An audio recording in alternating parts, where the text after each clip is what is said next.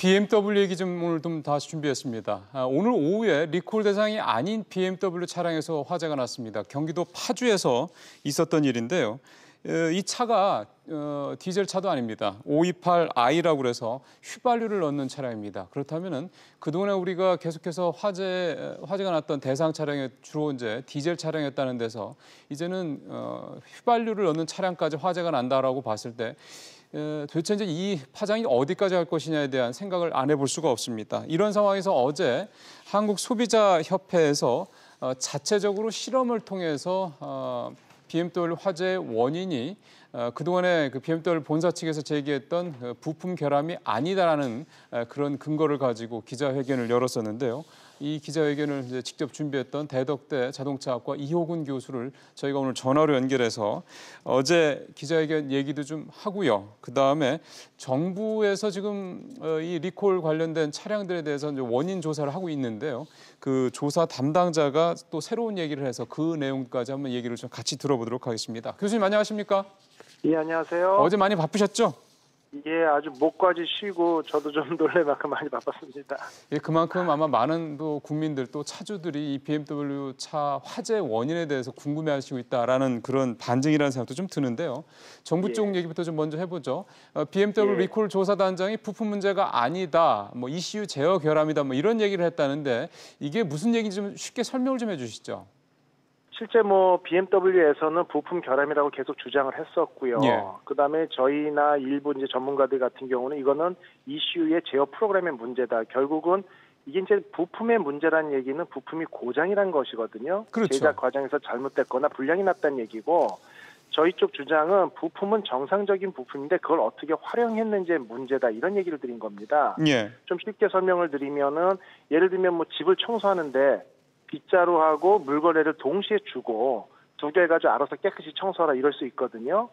그랬을 때 모래가 있을 경우는 비로 먼저 쓸고 그다음에 깨끗해진 다음에 물걸레로 닦고 이게 일반적인 상황인데 물론 그렇죠. 사용자에 따라서는 모래가 있더라도 물걸레로 닦아도 그게 불법이나 잘못된 건 분명히 아닙니다.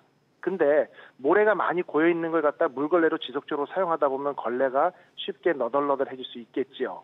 그런데 이런 상황을 보고는 이거는 걸레의 내구성이 문제고 걸레가 너무 약한 거다. 걸레를 다른 걸로 바꿔야 된다라고 주장하는 게 BMW 얘기인 거고 저희나 이제 이런 좀 전문가들 일부 입장은 그건 아니고 제품의 불량이 아니고 그 불량 제품을 갖다 어떻게 활용하고 어떻게 사용하는 그 방법의 문제다. 결국은 자동차가 전자 제어 장치로 각종 밸브나 액추에이터나 배출가스 후처리 장치나 이런 부분들을 다 제어하고 컨트롤하거든요. 그런데 그것을 너무 무리하게 사용했다 이렇게 주장을 했었고 그 부분에 대해서 어제 발표를 했었는데 이제 현재 국토부의 BMW 리콜 조사 단장이 정부 책임자로서는 그런 부분을 좀 인정을 하는 게 아닌가 이렇게 보고 있습니다. 하나 어제 그 교수님이 직접 또 이제 발제도 하시고 설명도 하셨기 때문에 어제 기자회견 얘기를 좀 하나 더 여쭤보면 화재 원인과 관련해서 EGR 즉 배기가스 재순환 장치가 아니라 바이패스 밸브 제어 장치 문제다 이런 주장 어제 하셨단 말이에요. 이것도 참 게 어려운 말들이라 우리 시청자분들이 좀 이해하실 수 있게 이것도 좀 설명을 해주셔야 될 것 같습니다. 네, 일단은 EGR 배기가스 재순환 장치라는 것은 자동차에서 배기가스를 한번 돌려줘서 흡기 쪽으로 넣어주면서요. 엔진이 너무 뜨거워져서 그 이제 1급 발암 물질인 낙스라는 게 너무 많이 나오는 걸 제어해 주는 거거든요. 그런데 가스가 너무 뜨거운 가스가 넘어 들어가게 되면은 흡기 쪽에 각종 플라스틱 부품이 녹거나 문제가 있을까 봐 여기도 쿨러를 거칩니다. 그래서 라지에이터처럼 생긴 쿨러를 통해서 뜨거운 배기가스가 식혀서 들어가는 것이거든요. 그런데 이 쿨러의 이상으로 문제가 발생했다. 쿨러에 누수가 새서 물이 샜다. 이런 어떤 발표가 있었거든요. 그런데 상식적으로 라지에이터에서 물이 줄줄 샌다 하면 라지에이터 냉각수 물이 부족이라는 경고등이 뜨고 물이 정상적인 데까지 차 있을 때는 그 성능은 어느 정도 유지가 되는 것이거든요. 결국은 식혀주면서 들어갔다고 한 얘기는 뜨거운 배기가스가 앞쪽으로 가지 않았기 때문에 직접 화재의 원인이 될 수 없다. 이런 부분을 생각을 했었고요. 근데 EGR 이 배기가스 재순환 장치에는 바이패스라는 게 있습니다. 자동차 엔진 예전에 보면은 아침에 겨울철에 시동 걸면은 힘도 없고 가속 페달 밟아도 뒤로 하얀 연기 나오고 시동도 잘 이런 경우 있지 않습니까? 자동차 엔진이 뜨거울수록 효율이 좋거든요.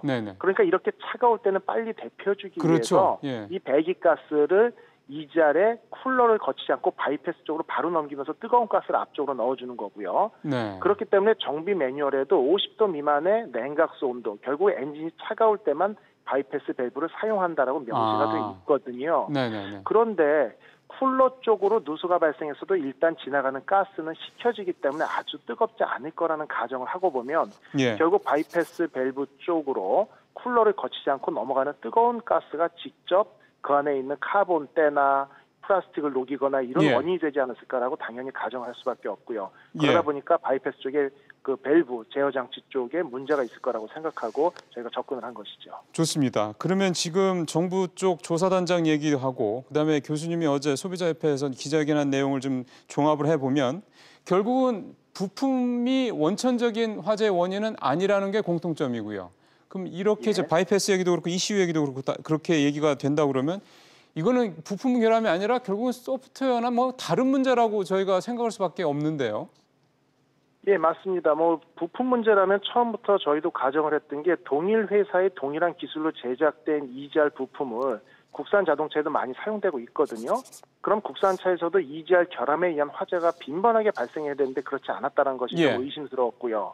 그다음에 가장 중요한 것은 일단은 그 DPF라는 후처리 장치를 사용할 때 뜨거운 배기가스가 나오는데 이때 위험하다고 국내 자동차 메이커들은 EGR 밸브를 닫아줍니다. 네. 그런데 이때는 실은 뭐 낙스나 이런 배출가스가 많이 나오기 때문에 BMW는 그걸 효율적으로 줄여주기 위해서 EGR 밸브를 열어주고 가동을 한다라는 그런 얘기를 저도 알고 있었고요. 예. 결국 차이점은 거기에 있었다는 거죠. 그러면 동일한 회사에서 만든 형태나 디자인이나 약간 다르지만 동일한 EGR 모듈을 가지고 사용했는데 한쪽은 EGR 밸브를 뜨거울 때는 닫아줬었고요. 네. 다른 BMW 같은 경우는 뜨거움에도 불구하고 배출가스를 효율적으로 줄이기 위해서 과도하게 지속적으로 사용했다. 그렇다라고 한다면 물론 보는 관점에 따라서 다를 수는 있겠지만 과연 부품의 설계 문제냐? 그렇지는 않다. 결국 과도하게 사용한 문제가 아니냐 이렇게 저희는 해석을 했고 그런 부분이 현재까지는 맞아떨어지지 않았나 이렇게 보고 있습니다. 그 과도하게 그 작동이 되도록 만드는 거는 그게 사람이 하는 겁니까? 아니면 기계가 알아서 하는 겁니까? 기계는 명령을 통해서 움직이거든요. 그 명령을 그러니까 누가 하는 거예요? ECU가 하는 거고 자동차의 그 전자 제어 장치에 예. 이러한 어떤 장치들이 이렇게 작동하라는 프로그램을 회사에서 고유의 노하우를 가지고 짜서 집어넣는 거죠. 그게 프로그램 아닙니까? 명령대로 그렇죠. 그 프로그램이 명령대로 움직이는 겁니다. 그러면 그 말씀은 조금 다시 정리를 해서 얘기하면 이제 소프트웨어 결함일 가능성이 그만큼 높다라는 말씀으로 좀 들리는데요.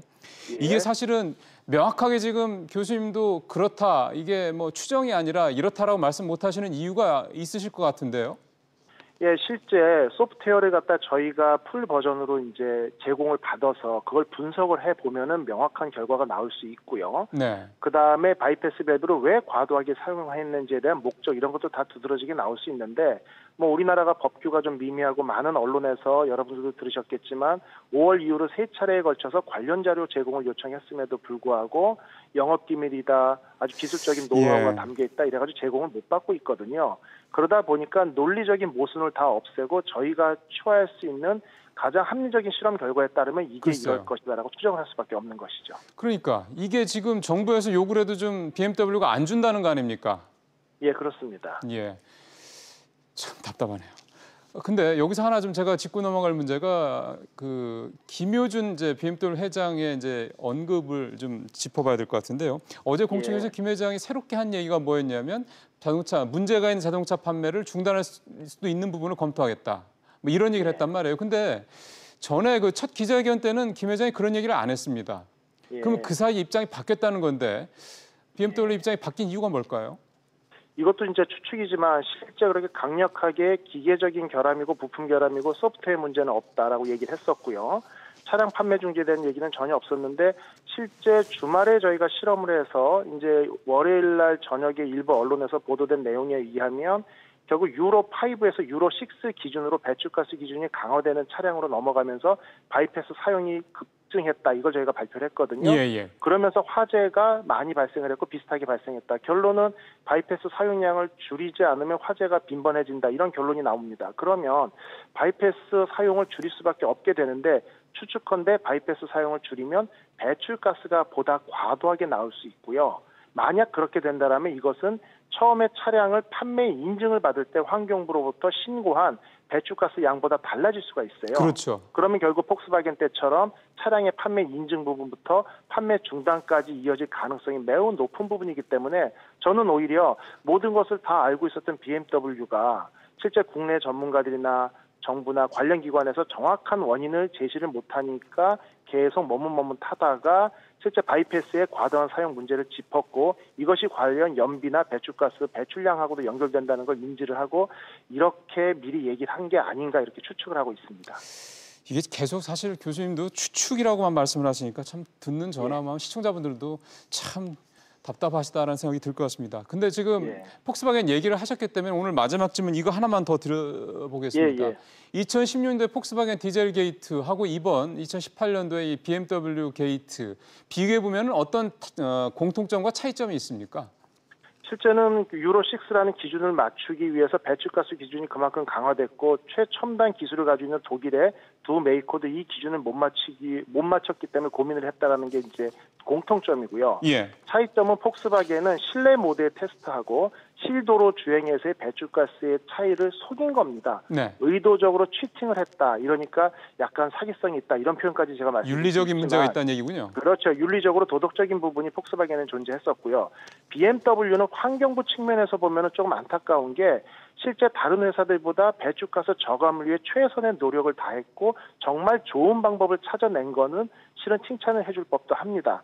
하지만 그 방법에 견디기에는 각종 EGR 관련 부품들의 내구성이나 문제가 존재했었다는 거고 그것까지 충분히 예측을 하고 솔루션을 찾지 못하고 적용을 하면서 이런 화재가 빈번하게 발생했기 때문에 이제 이 부분이 상당히 난감한 진퇴양난에 빠져 있지만 두 사건이 어떤 공통점과 차이점은 분명히 존재합니다.